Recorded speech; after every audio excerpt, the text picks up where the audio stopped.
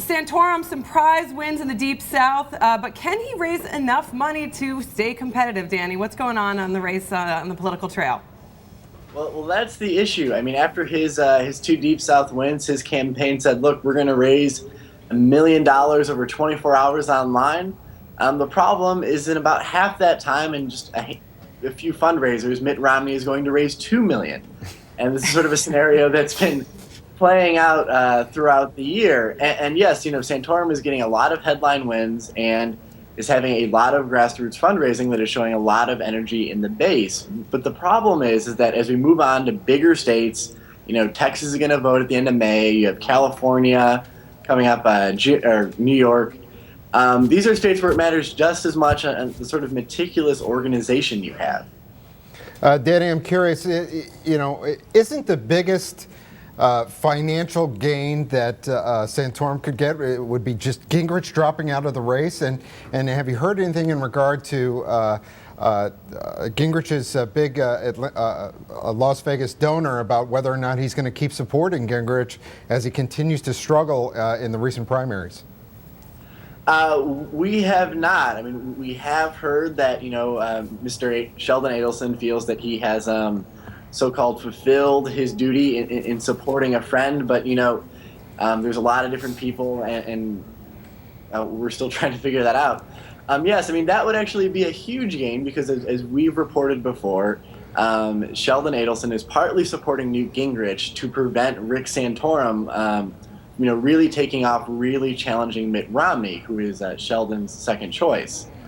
And there are some upsides for Rick Santorum right now. Just this weekend when he was in Texas, or just this weekend, a gathering of conservatives in Texas pledged to raise $1.8 million for him, which is, it's not nothing, but there is still a lot of ground he has to make up there.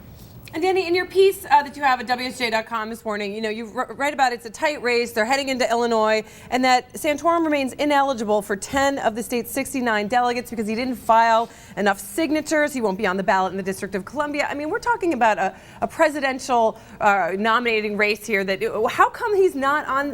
Didn't get the signatures or aren't on these ballots? It just seems that something that would have been handled if you are in the race to possibly become the presidential nominee. Well, if you talk to the Santorum campaign, their argument is, look, all of these deadlines were, in December and January before, we weren't prepared for this. And to be honest, they probably weren't expecting to be in this position at this point in the race. And these were things that, perhaps they knew about and they literally just did not have the manpower. I mean, you have to remember, this was a candidate who was traveling Iowa in a pickup truck 3 months ago. So they thought Romney might have been inevitable back then. They were going to throw their hat in the ring, and nobody expected to get this far. Is that sort of summing up what's happening here? I don't know if they thought Romney was inevitable, but they did not have the funds or probably the expectations where they'd be in this position. And their focus was just getting through Iowa in that truck, not, we have enough signatures in Illinois' 13th congressional district. They just weren't at that point yet. Danny, that's something Romney has been building, for a year, and that's something his people have been touting for a year. They've done this before, they know all these rules, and they're on top of all these things.